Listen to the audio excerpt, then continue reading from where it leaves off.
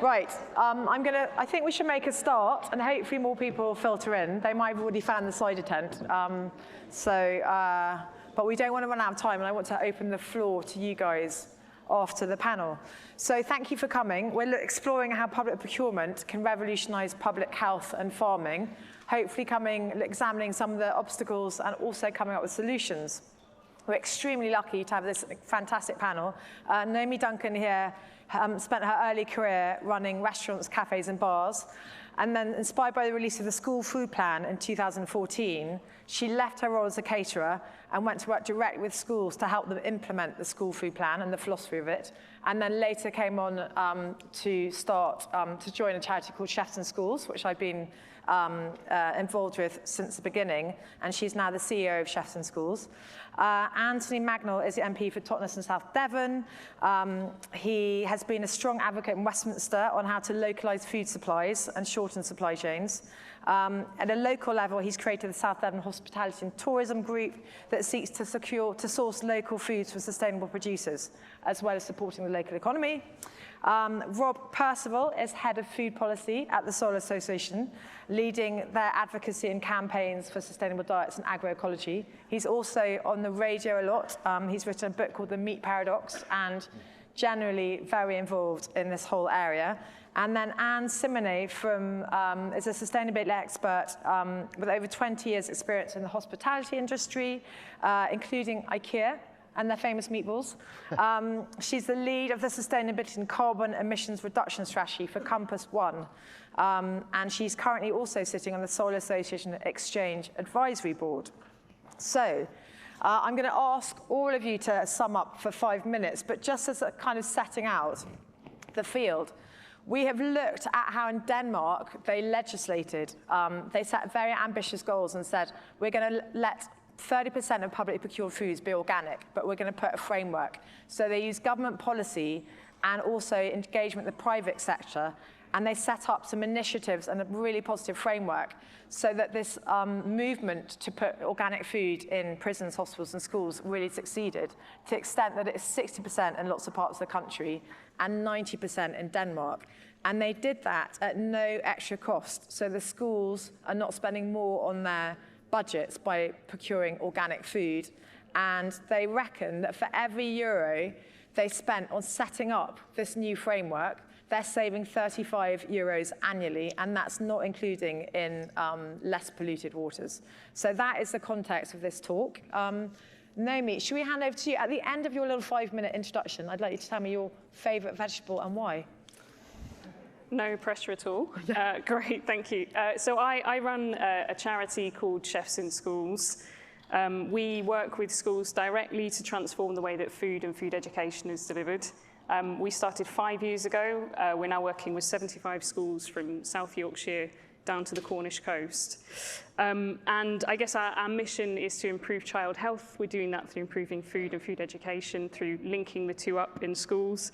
And our vision is that every single child in the country eventually gets to learn about, eat, enjoy real, nutritious, good, sustainable food in school. Tommi already touched on this. My background is, as a caterer, I delivered food service, I managed food service, I kind of worked my way up from pulling pints to running things. And then I went off to be a consultant, and I was procuring food service in both the public and the private sector. And now I'm lucky enough that I run a charity, and we're trying to kind of help and support people within the public sector, specifically schools, to deliver better. Across that time, I've learned 3 key things. The first of which, most relevant for now, is that we shouldn't limit our ambition for making change. And I think the example that you gave just there is a really great example of why. If we're not ambitious in the kind of change that we're calling for, we never get anywhere. The higher the target we set ourselves, the closer we're going to get to it. And particularly now, the scale of the challenge that we're facing is huge. So we've got health, we've got 1 in 3 kids in the poorest areas are leaving primary school with obesity. That's not a statistic that's acceptable, and the problem is getting worse. We have climate, we have this ingrained kind of culture around food, and so the scale of the problem is huge. The scale of our ambition should be big enough to meet it. The second is that better is possible. It is possible to do better, and across the public sector, in prisons, in hospitals, and in schools, there are pockets of real brilliance. There's great food going in, there's people consuming it, there's people getting involved in producing it, and we need to capture those pockets of brilliance and share them as widely as possible. And the third is that the state, for all of the best efforts, cannot put great food on the plate, but that doesn't mean that they don't have a really important role to play. It's the people who put food on the plate. It's everybody in this room who can be involved in that, but the state needs to set the tone. It needs to set the scale of the ambition. It needs to be behind it. It needs to put meaningful guardrails in place, government buying standards, the school food standards. These are all really important ways of doing it. It needs to hold industry to account. We need to have meaningful accountability, and then it needs to get out the way and let the creative people get on with it. Anthony. Well, thank you very much, and thank you for having me. So I come at this from a position as the Member of Parliament for South Devon, and over the last 3 years, the impact of the pandemic, Ukraine, whether it's supply chain problems, we've seen it multiplied. And it's been interesting to me talking to local businesses in tourism and hospitality about how we can encourage them to learn from one another, but also how we can encourage them to look more local. And it's been that emphasis of localism within my local community that I've been talking about, trying to get them to take advantage of what is on their doorstep, but also coming up against the real practical problems of exactly what you say, which is not having a national target, not having a proper strategy that is sort of ring-fenced and being followed across the entire country. And for those of you who were just sat in the last event in this place, it was a pretty sobering listen, and especially for a Tory MP. And I think you look at that and recognise that there are large numbers of us across the House of Commons who are talking about the need for a national food security target, to actually implement what's been done in Denmark, and actually perhaps to go further, because while Denmark introduced a national target, Copenhagen went even further and introduced a target of 90% local. And as you say, Tommi, they've done it incredibly effectively without asking for an increase in budgeting. They've managed to bring the private sector together, and the government has been able to give them that framework. And then you come back to the UK and you look at where it's been done really quite successfully. And the perfect example is in Bath and North East Somerset, which in terms of changing its procurement system, it essentially allowed a new system to be set up to encourage local suppliers to produce for schools, hospitals, public-owned organisations. And in the time that that pilot scheme ran, 3 million meals were served, costs were reduced, health went up in schools, learning went up. Everything that was detailed in that system showed how it can be done, not just at a local level, but at a national level. And I think that's what we have, where I come at it now, which is with colleagues in Westminster, is looking at this new system in the dynamic procurement system, looking at how we can make the procurement system, the opportunity for small businesses to tender in for contracts, how it can be made more easy, how it can be made more flexible for businesses to be able to do that. And we've got a ready-made deal there with what's been done in Bath, and we have to be able to follow it through. Yesterday, I was sitting in the International Committee on Business and Trade with 5 supermarket executives in front of me, talking to them about fuel and food price. And it's absolutely staggering that while their best efforts to say that they're sort of making things easier, they are still not doing enough to be able to actually sort of encourage local producers to actually feed into their network. And so we're right that we have to set the standards, but we also have to hold the feet of supermarkets to the fire to encourage them to do more. And it was mentioned earlier, look at the French system. The French have done an extraordinary job in reminding people of what is created, made, and sold on their own doorsteps. And even the way they plan and build with their towns and their villages, they make sure supermarkets are outside of the center of their villages so they can encourage local producers to be there. And that's helping to change the mindset and the education of all of this. So there are examples, there are pieces of pilot schemes that have been done incredibly well here, and there are also pieces of legislation that have recently passed, and I hope this is something we can talk about a little bit more, which is 2 weeks ago the government passed the Procurement Bill. And the Procurement Bill is exactly as it says, it's a very dull piece of legislation, but it should make it easier for small businesses to be able to tender in, to actually take advantage of what's being offered. Because if I use Brixham, for example, which is the fastest growing fishing port in England and Wales, I happen to represent it, not a single supermarket within 10 square miles of Brixham sells Brixham fish. It is exported elsewhere, it is processed elsewhere, and then it is brought down or it's exported off to the European Union. We have to change that model, and we have to be able to, whether it's land or sea, find a way in which we can encourage people to take those opportunities. And yes, it starts with government, but it also requires those supermarkets to take the right steps. And I keep coming back to Bath. For any of you that have got the time of this, Bath and North East Somerset are the example that we need to follow, and hopefully will give us the impetus to do this nationally as well. Okay, thank you. Rob? Thank you, Tommy. So for us at the Soil Association, it's a bit of a birthday year, actually, because it's 20 years since our Food for Life campaign kicked off. This was back in 2003 when this pioneering dinner lady, Jeanette Ory, teamed up with the Soil Association on a campaign to get more local, organic, and seasonal food into schools. And this was in the sort of dark days of the turkey Twizzler, where you got served slop on a prison tray if you were lucky. There were no school food standards. There had been decades of underinvestment. It was a really dire situation. And all of the stuff that Jeanette was doing back then, talking to local farmers, relocalizing the supply chain, inviting the community in for meals, making the school meals the center of the day, is all the same stuff that we're trying to do today. And I think it's fair to say that we've come a really long way, but there's still a lot more that we need to do. A few years after Jeanette kicked off that campaign, Jamie Oliver got involved. We now have national school food standards, which cover nutrition and healthy eating. The government isn't monitoring them, so many schools aren't compliant.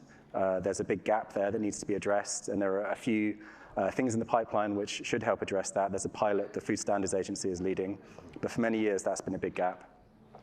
And our Food for Life scheme evolved out of that campaign, providing caterers with a framework for healthier and more sustainable procurement. And it's grown quite significantly over the past 15 years. It's now in 50% of English primary schools.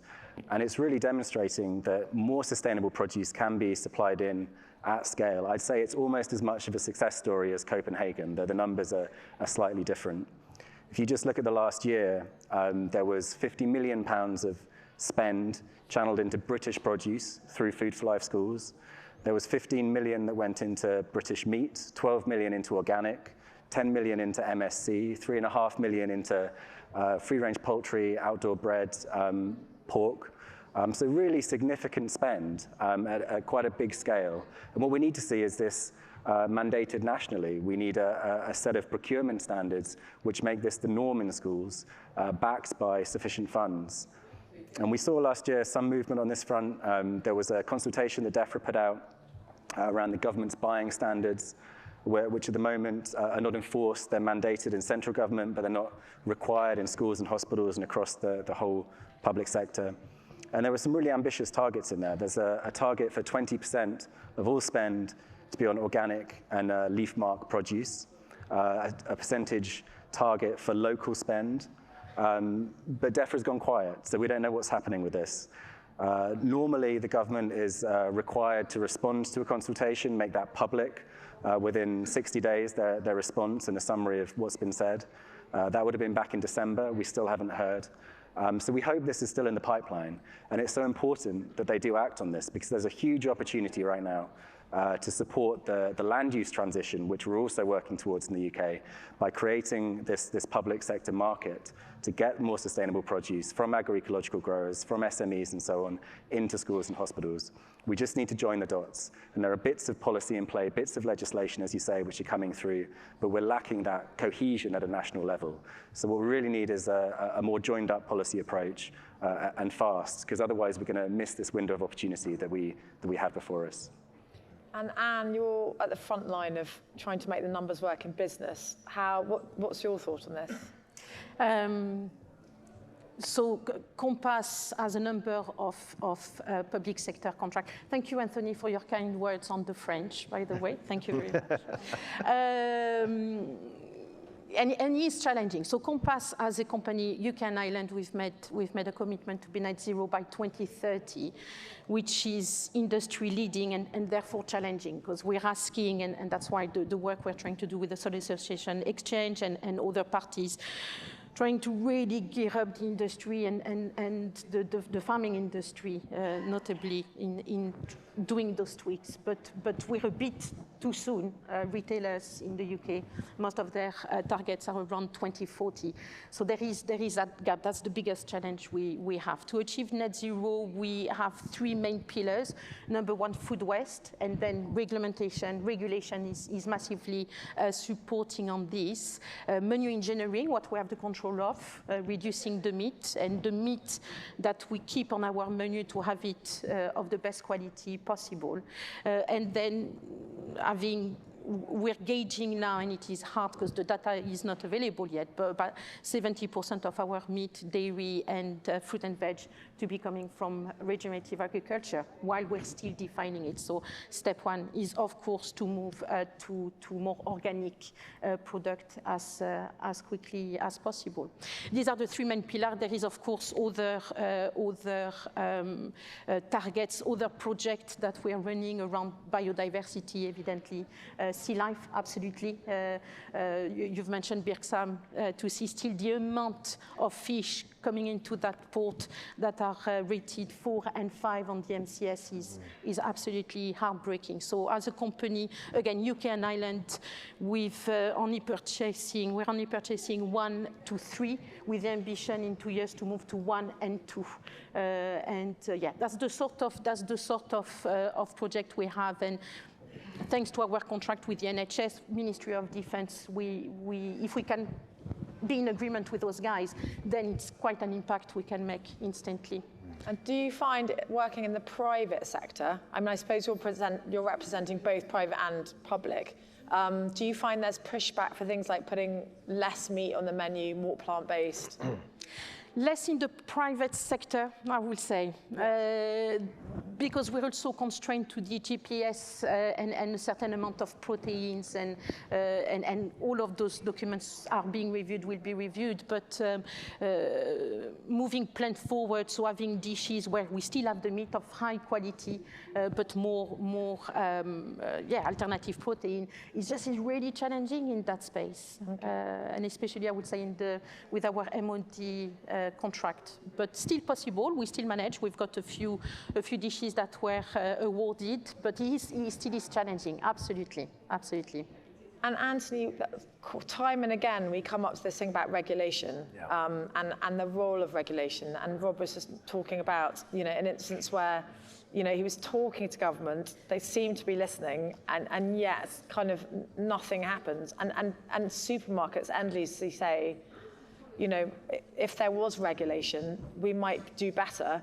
What are your thoughts on? Well, the unpalatable thing from my point of view is there's been a lot of chop and change over the last 6 months, and that makes it, of course, difficult to be able to deliver that. And I do think we have a Prime Minister in the form of Rishi Sunak who gets it, who understands that we need to do better by farmers. Certainly from his constituency point of view, that's exactly what he spends a great deal of time talking about to them and publicly. You've had his food summit recently in number 10, where he's actually sort of laid down the gauntlet. The NFU was happy with the response on this. But as you're right, there's a lot further to go. And to be honest, the only thing I can say to the fact that DEFRA hasn't given you the response to that report is that I'll go back with others and actually ask for where it is. And there's a debate tomorrow. I'm going back tomorrow to make exactly this point in fishing and farming as to where we can go. But we've got to pick up the pace. I don't think there's any doubt about it, because when when Denmark started this, they started in 2001. They're 20 years on us. Yes. And actually, you're right, this is a competitive element, and if we don't do something about our supply chains, I agreed so much with what Tim Lang said in the previous thing about we need to look at our supply chains as a critical part of national infrastructure, and if we fail to recognize that, then we are not facing up to the realities of the world and the challenges that we face. So to be honest, this needs to be on the same level as how we talk about defense, this needs to be on the same level as how we talk about health. It's got to be up there. And Naomi, in your job as Chief Executive of Chefs in Schools, I mean, you've already got an ambitious kind of aim to be in as many schools as possible. Is then securing kind of better food, is that just another part of a headache to kind of add to your list of things to do? I mean, how does that kind of fit into your vision? I mean, especially with inflation, I suppose, of food pricing. Inflation has been tricky, and there's no getting away from the fact that in the public sector you are squeezed on budgets in a way that you can't just raise prices in a hospital, or particularly not if you're a contractor, you're locked into a contract. I will say that our experience over the last couple of years within food inflation has been that outside, so our model is based around supporting schools to run catering for themselves, so they then have the freedom to be much more creative with menus, and they've managed to mitigate a lot of the worst impacts of inflation just by being a bit more creative and switching to more plant-led products and doing lots of creative things. So in terms of how important it is for us, I would say that every single actor operating within the public sector needs to be thinking about quality of food going in as being a huge priority. At the moment, very often you'll have a very average quality food being made at a very low price that's then being scraped into the bin without being eaten. That's money being wasted, that's money being thrown away. I'm a big believer in quality of product going in. It's more likely to be consumed, it's better quality, better tasting. So it is a very important part of what we do, and it should be for everybody that works in the public sector. And Rob, in your experience as Food for Life, how crucial is that educational piece about just having an educated working force who know what to do with raw ingredients, know how to turn them into delicious food, let's say, but also know how to mitigate kind of rising food costs and knowing when to switch from a red pepper to a tomato, depending on the fluctuating of cost? Yeah, I think it's partly about education, but it's a workforce who's engaged and inspired and empowered to take control of the kitchen, and who's valued within the setting, whether it's a school or a hospital. So a lot of the work that we've done through Food for Life has been about building this cohesive whole school approach that puts cooks and caterers at the heart of things, that makes the school meal at the center of the day. And that ripples out into the school in various ways. And it positions those caterers in such a way that they can make decisions about what they're buying with the confidence that they've got the support of the school leadership team. If they're working with Food for Life, they're preparing things fresh, cooking on site from scratch, and they're engaged in more local supply chains, which can be more flexible, so that adds an additional benefit. But there are challenges in multiple settings. We're talking mainly about schools here. In hospitals, they spent 2 decades removing kitchens, taking them out, and everyone's being served these ultra-processed piles of slop, on a plastic tray. And we were members of the hospital review working with ProLeaf a couple of years ago, who advocated for new hospitals to have kitchens put back in, and for actually some old kitchens to be retrofitted to have kitchens built in, so that the catering team could take control again of what's served. And we had some we had assurance from Matt Hancock, who was the health secretary at the time, that he would accept that recommendation. But obviously a lot's happened since then, particularly in the world of the NHS. But we're still confident that if we keep plugging away at this, we can turn the tide on this wave of bad food that's washed over the NHS the last couple of years. There's real appetite and ambition among various NHS trusts to do better. So it's a really exciting space, actually, hospital food at the moment.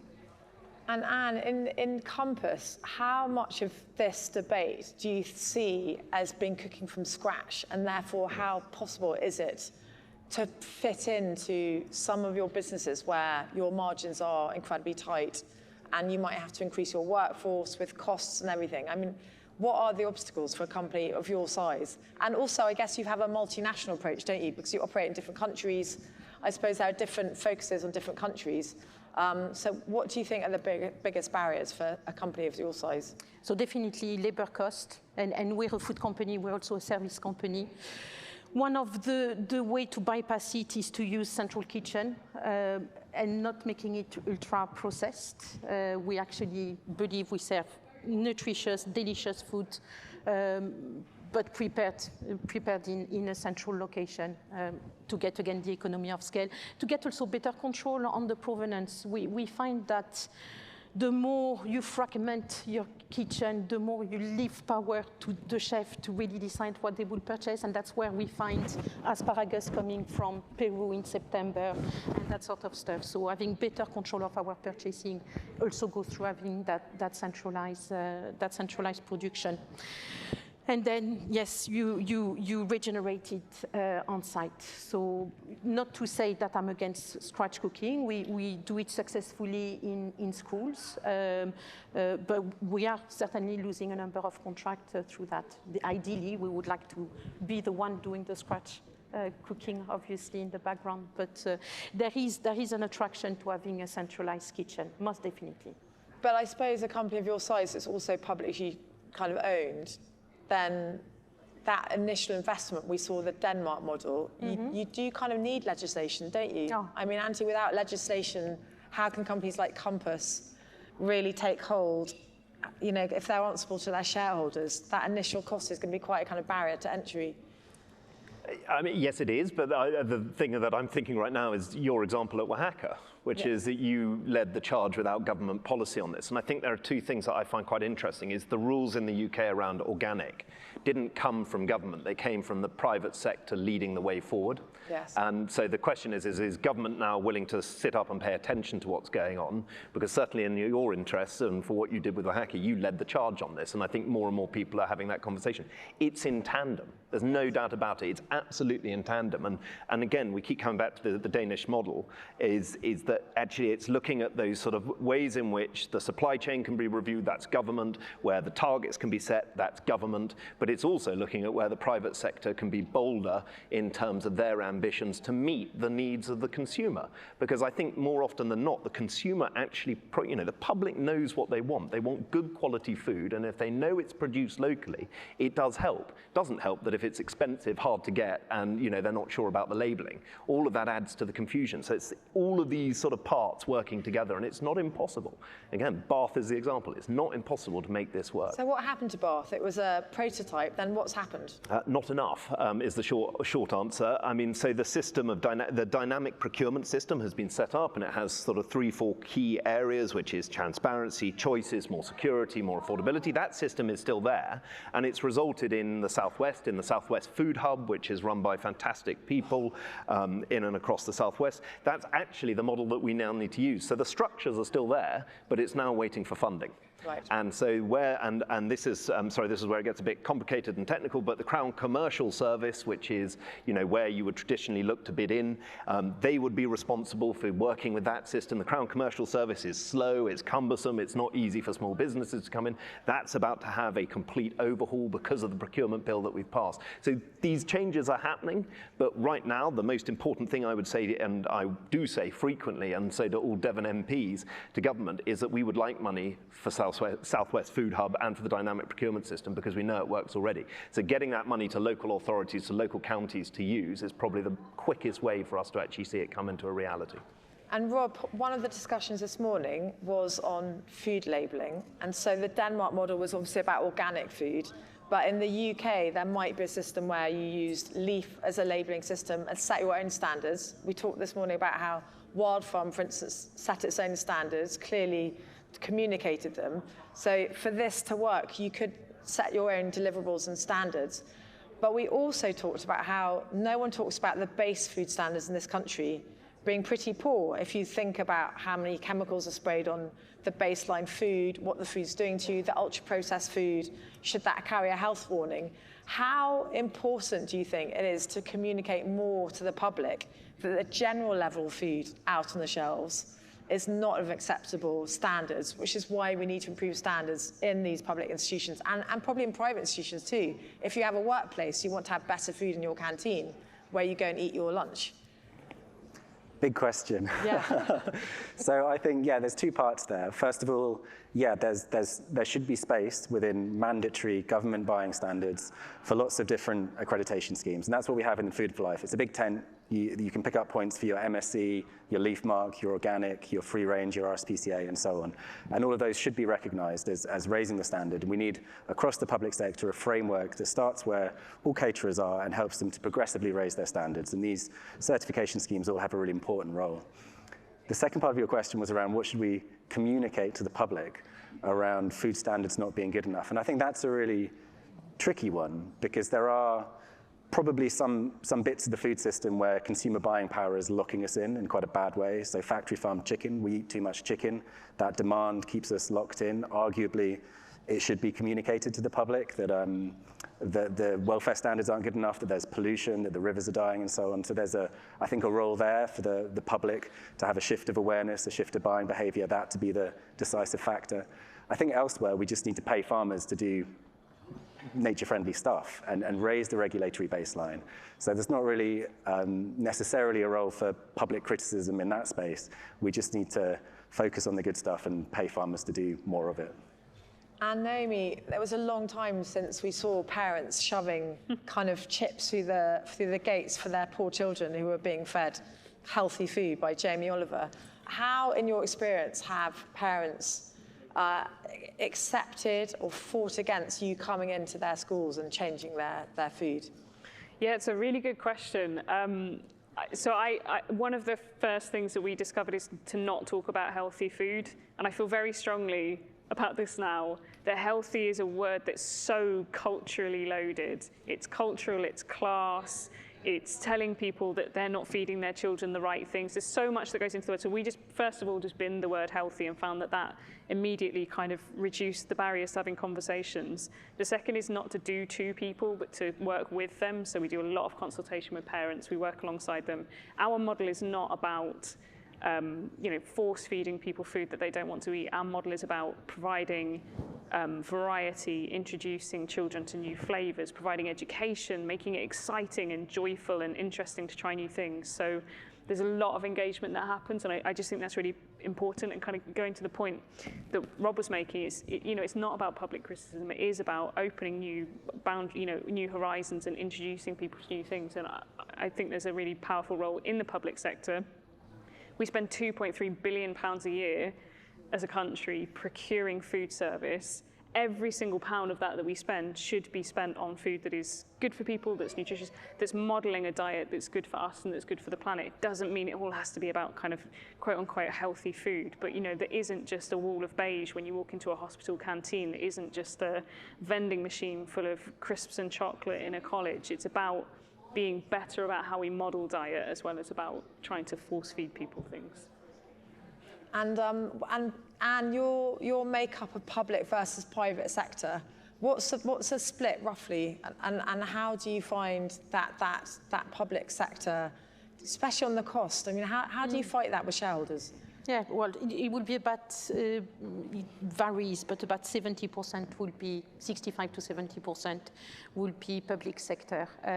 The private sector can often pay the premium, and they like to shout about it. It's also a bit of a PR exercise, let's be very honest. The public sector is a lot more humble in that sense. But what we have is the economy of scale. Again, our basket is such that we can make thrives. If I'm taking again the example of moving the fish from 1 to 2 rated, what is actually more affordable. So quite often being sustainable is also more affordable. We moved some of our salmon to trouts, doing those tweaks, and we saved money at a time, as you said, of inflation, where we're looking at every penny. So it's a lot of our role with the procurement team is also finding those opportunities and proving that you can be sustainable and be, I will not go as far as saying cheaper all the time, but there is definitely good example there where then we get the ball kicking and we're getting the interest. And then going into the nuts and bolts, if we did have some movement from government and they did legislate, how do we get hold of all this food? Because we've got whole rooms of farmers and all these talks. I mean, how does that access happen? Rob, on the work you've done with DEFRA, is there a kind of then vision for how you get that food to the right places? So there's an understanding that we need to ratchet up our ambition steadily. So if we do introduce this 20% target that all spend across the public sector is on organic and leaf mark produce, you can't do that overnight. You need to develop the supply chain. You need to draw more farmers into production. Ideally, you set that target alongside a cohesive national food strategy, a viable, sustainable farming incentive, and join it all up. And that's not, it's not impossible to do. We're not doing it at the moment. So I think that, there are some good minds in DEFRA looking at this. The political chaos of the last couple of years hasn't helped, and hopefully we can join it all up soon. And Anthony, what's your... So listen, I agree. Of course I agree on this because, I mean, actually it's not, sorry to say this at a farming conference, it's not just about farming, it's about fishing, it's about live bivalve mollusks, it's about eating the empowered. You know, we have some of the richest coastal waters in the country and we don't take advantage of it. You know, 70% of what we catch in most ports is suddenly, is incredibly quickly exported, and we can make use of what's there. So yes, we have to look at how we can change the structures, but we've got to set the targets. We've got to set the targets. There should be, and I'll say it now, I've said it in the House many times, there needs to be a national food security target of 75 to 80%. And actually, the thing that we fought against most, there were two things I've really sort of pushed on and sorry to make this about me for a second, but the two things I've really pushed in the last 3 years. One has been about security or scrutiny around our trade deals, and the other was to bring forward the Trade and Agricultural Commission to make sure that it was reviewing our trade deals, but also bringing forward that the report the Secretary of State was going to give on national food targets or security from 5 years down to 3 years. Now the problem is, and again, sorry, Tim Lang put this perfectly, which is it's absolutely bloody all use if you end up publishing it on the 22nd of December where we're all back in our respective constituencies. So my plea here is to all of you, and please don't tell my colleagues that I'm advocating you to do this, is write to your members of Parliament. Call them up, ask them on this, because actually all of us in rural seats know it, we feel it, we understand it, we want to see these targets put in place, and actually you'll find that most of your MPs will not disagree with this, and along with great people on this stage and great organisations, we've got to push for that target to be introduced as soon as possible. Yeah, and I suppose, do you feel there's a big difference though from MPs in rural constituencies and MPs representing more kind of city-based urban communities? There's an election coming next year. I suspect every MP is aware that this is an important point, and it doesn't matter whether you're Labour, Lib Dem, SNP or Conservative. I think this is now one of the most talked about issues, and especially where we are with the cost of living and the fact that people are really struggling and supermarkets are responding in the way they are. This is absolutely on the agenda for everyone. Do you think that? Do you really think that? Yes, I do. So why is there so much pushback regulation then? Because legislation takes time, right? I mean, bad legislation is passed quickly, and that's the sort of, you never want to see how they're made, and it's slow, and it's cumbersome, and it's difficult, and we have to kick the machine once in a while to really get it to speed up. But the way in which you actually get things to move along quite quickly is one, when there's cross-party support. Procurement bill is a perfect example of this.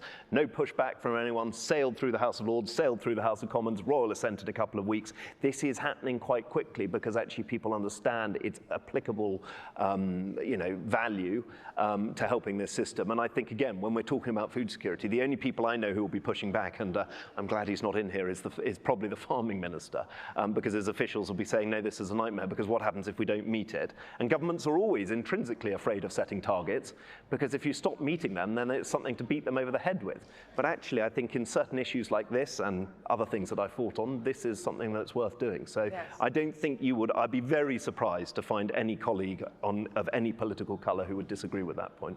And Naomi, you talking about ambitious targets, you set a very ambitious target for your quest to put better food on every child's plate. I mean, the fact the school food standards are there in England, but the ambition seems very different in Wales and Scotland than in England. I mean, in the UK, you have to earn less than 7,400 to qualify for a free school meal. I think it's around 18,000 in Wales and Scotland. What are your biggest barriers to growth at chefs and schools? And do you see, I mean, Anthony's saying that things are changing, that food is now on people's minds in government. Do you see that changing? Do you see the Department of Education changing their view of the importance of school food? What's your vision about it all? Yeah, so I think there's probably a few things. I think there's been, again, not to bang the same drum, but there has been quite a considerable amount of churn at the Department for Education. And so with new ministers come new priorities, and I'll be keen to see how, as they're kind of settling in, those priorities might turn to school food a bit more, because I think it has been something that has been not necessarily looked at in great effect. And you make a really great point about the disparity between the four nations, and it is one of my most endless frustrations. First of all, access to free school meals, so there's no point, you can put all of the great food out, but if people can't access the system, and there's about 1 million children in England who cannot currently access the school food system because their entire household earns £7,401 a year or more after benefits. I think that's absolutely disgraceful. Wales are rolling out universal primary school meals. Scotland has already done huge work In Northern Ireland, the earnings threshold is double. In England, we're so far behind the curve, and it's just unacceptable. And we are seeing every day, I don't want to hammer this point home too much, but we are seeing every day children come into school who are tired and hungry, and schools are they're facing a choice. If they're lucky, they're picking up the kids that are hungry, and then they're feeding them with money that's meant for teaching. That's not acceptable. It isn't. And I think the lack of action is fairly disgraceful, because this is something that we've known about for a really long time. So there's that. But outside of that, I think the school food standards are due an update. I think there's things within there that need to change, but I think broadly speaking, the food-based standards that we have are the right approach. So I think there's huge scope to do good within the system that we have at the moment, but we do need that scale of that ambition to move up in government. And we need, the chair of our charity, Henry Dimbleby, who co-founded the charity, put together this brilliant document for government called the National Food Strategy.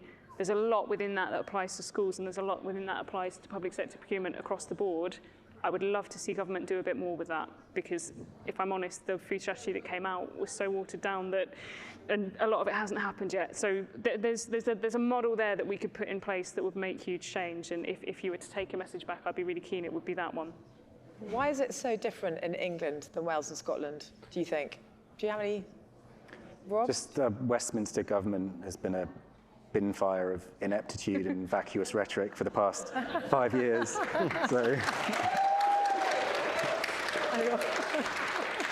no, there's probably more to it than that. Devolution has given the opportunity for divergent policy agendas, and this hasn't been a policy agenda that's been prioritised in England, whereas it has been elsewhere. So I think the ineptitude of the last 5 years apart, we just need to raise the political profile of these issues even further.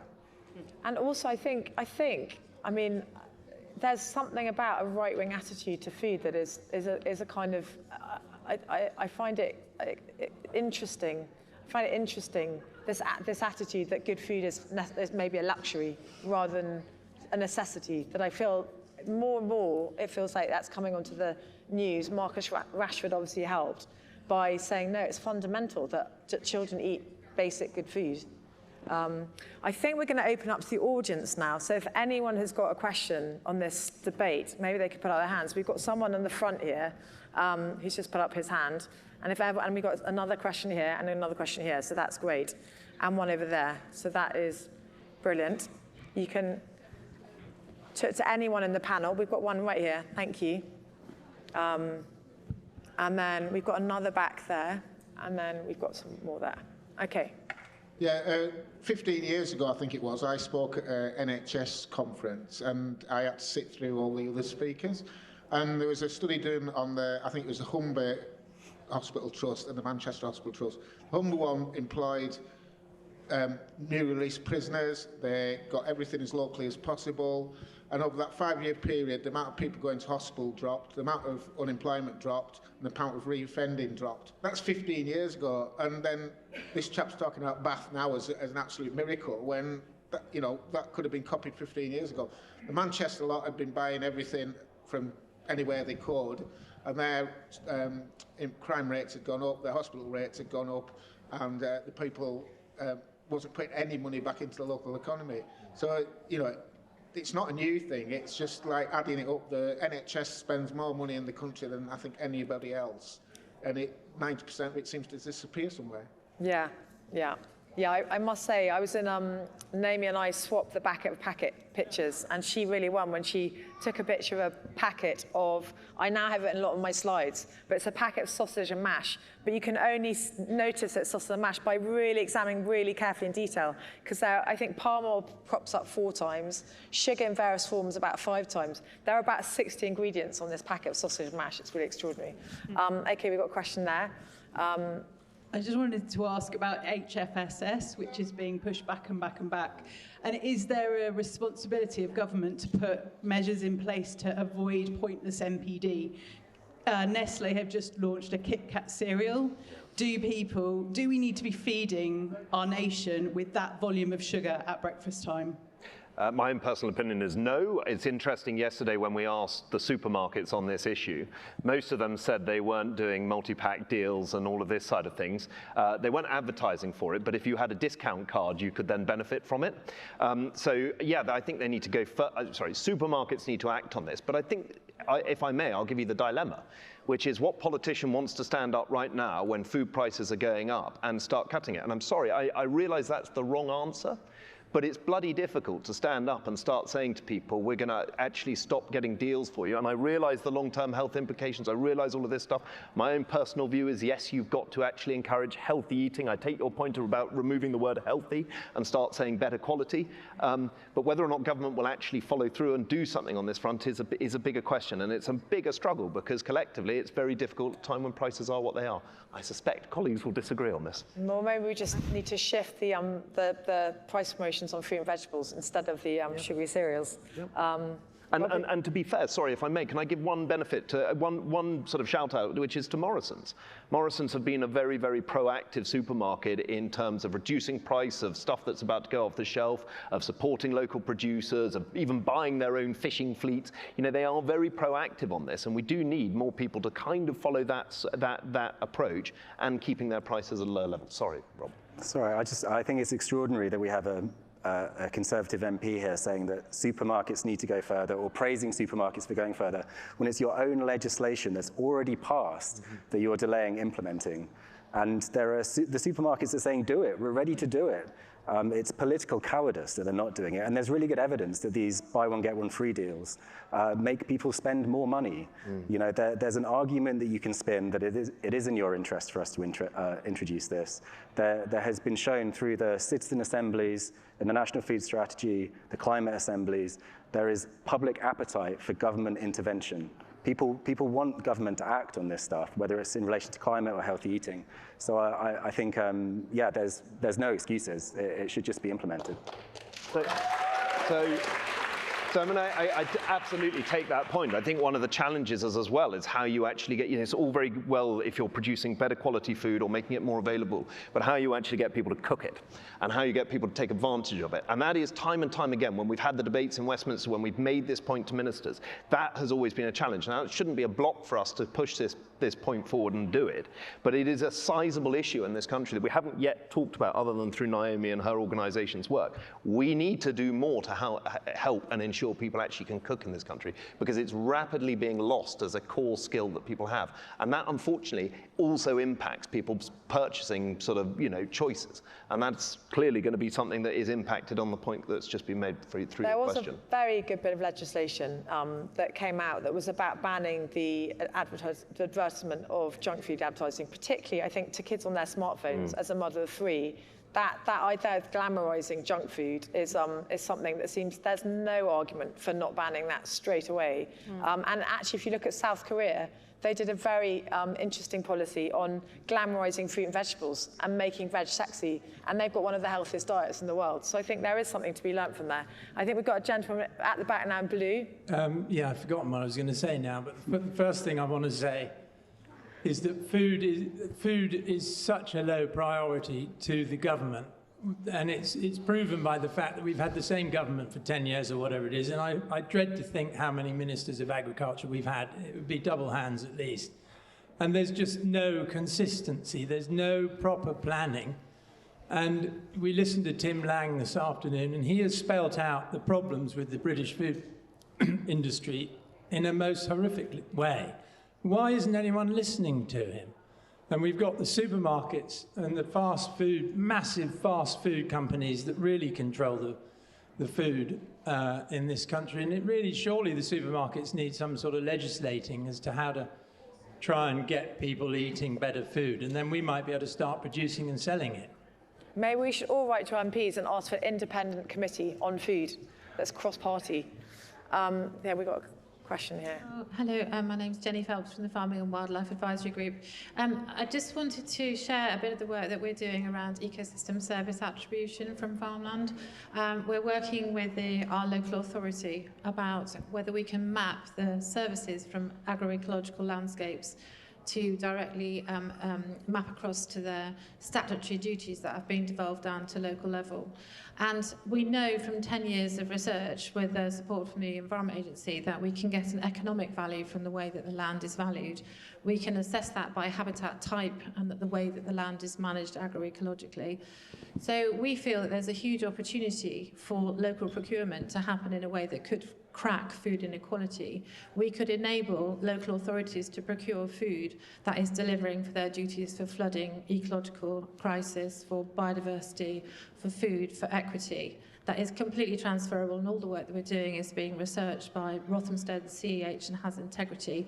We can also map that to the global metrics and task force, and we're working with the Sustainable Food Trust to create opportunities so that that can actually work with global investments around climate change, rapid transformational change around the food system. We're working as a lead for Feeding Gloucestershire, for the Sustainable Food Places and others. And I just think that the ambition now is we must do local action. We must actually enable the food and the landscapes that our farmers are guardians of to actually procure food that is affordable for all. And we have the systems in place to do that.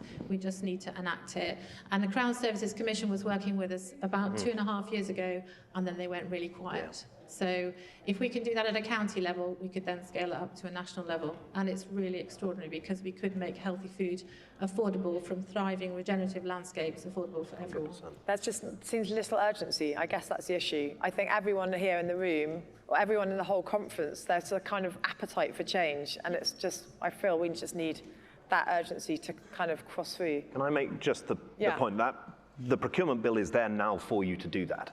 I mean, that is passed into law, the system will be up and running, and we don't have to wait any longer on this. So from your point of view of a local level, how you implement it, how you make it work, that is now there for you to do. And Okay, we've got a question over here. 2, in fact. 1, 2. We're procuring for patients and children, and we're hearing this is the way to heal the land and reclaim our health. Why are we serving them up unhealthy food? If we can put pressure on farmers to produce healthy food and get rid of the unhealthy stuff, because most of the stuff that's in the highly processed foods are from the most intensive farming, so that's the sort. I'm talking about bringing the levels up from the bottom. It's good to go up from the top, but we need to get rid of the bottom end, that's bad. Yeah. Thank you. Thank you very much. And we've got this woman in the black here. I think the people that shop in supermarkets are actually the people that still cook at home. And I can see that where I live, about 30% of the traffic between 6 and 9 in the evening is Deliveroo, Eat Uber. It's incredible how much food is being ordered, and nobody cooks, and the rest of the day people go through drive-thrus. And I've seen data in America, for example, 30% of the daily calories are consumed in the car. Yeah, and I think if we don't look at that shift from where people actually get their food from, then only talking to supermarkets is not going to solve the problem. Any thoughts, panel? Yes, I agree. Lots of people don't even have access, let alone not wanting to cook. They just don't have access to any healthy food. They live in environments with just lots of highly processed and junk foods. Making it really easy for everyone to get their hands on healthier convenience foods, fresh produce, that's where it all starts. And I agree, we should be talking about how to shift those environments to make it far more normal for people to eat well. Okay, thank you. Yeah. Hi. You've talked about better food and better food procurement, which I think we're all very interested in.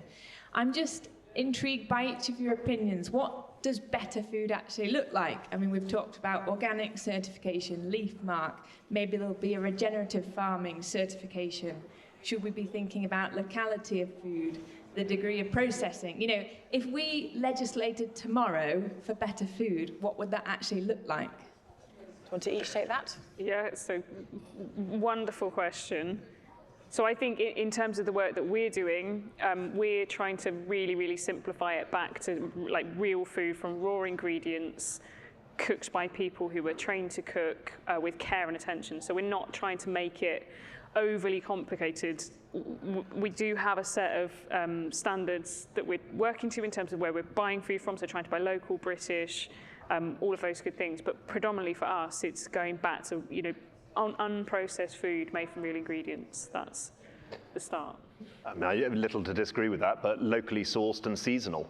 With an understanding of how to deal with it and how to use it. And I just make this, I keep coming back, the French model is fantastic. You know, we need to be more French in this approach, and we need to think about how we can actually get food into our town centres. I mean, it should be amazing for any of you that came from beyond London, you know, how many service stations did you stop at that offered a healthy option? You know, our entire road network, our entire sort of, you know, our entire sort of network of cities is now offering within city centres very poor options. We've got to make it ease of access for you as producers to be able to get in there. But going back to the point of the lady over there, that very super ultra conventional farming, I think is what we would want to not see on the menu, obviously, and because it doesn't taste good. Good food tastes good. We do blind testing, and sometimes the premium you have to pay on those products is absolutely worth it in terms of taste. So yes, that ultra-conventional agriculture is certainly the one that is in my target. Rob? Yeah. Okay. I think we've got time for maybe just these two, and then, yeah. Hi there. Yeah, just in relation to the ideas about the importance of education and that people need to be taught to cook, I don't think it's as simple as that, because there are people who know how to cook. But I can tell you, having run a couple of projects in partnership with food banks, where we have grown in community gardens beautiful organic vegetables, and be like, here's some beetroot, and people are like, I love beetroot, but I've got 4 jobs to work to keep my head above water. They don't have the time, or they can't afford to turn their oven on to cook a chicken. Even though they've got many brilliant recipes, they literally can't afford it. That isn't an education problem. That is a social support system problem that needs to be addressed, and that does come from the government, I think. Yes, I agree.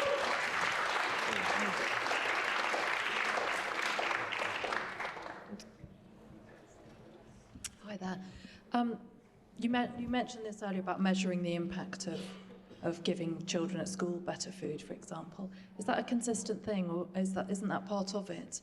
I remember hearing about a school in Hackney that gives free school meals by default to every pupil, and they can do that because they have a car park that they rent out to support that. But attendance is amazing as a result. So measuring the sort of all of the side effects of feeding children well, is that something that's very inconsistent? Naomi, Rob? So I think there's been a few pilot studies of doing things like universal free school meals, and also we've looked at data from other countries. So for example, in Sweden, a study recently came out looking at the impact of universal free school meal provision and finding that over the lifetime that kids' earnings went up 3%.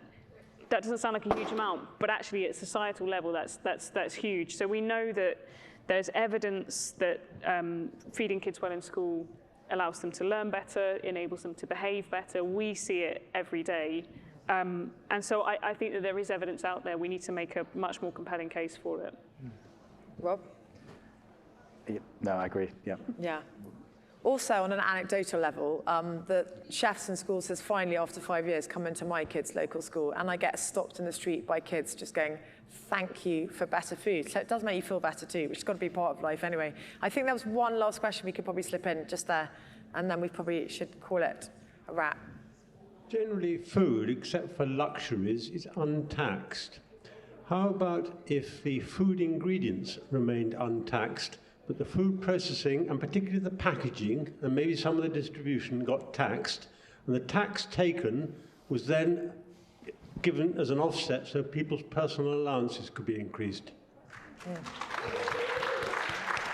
well, Anthony.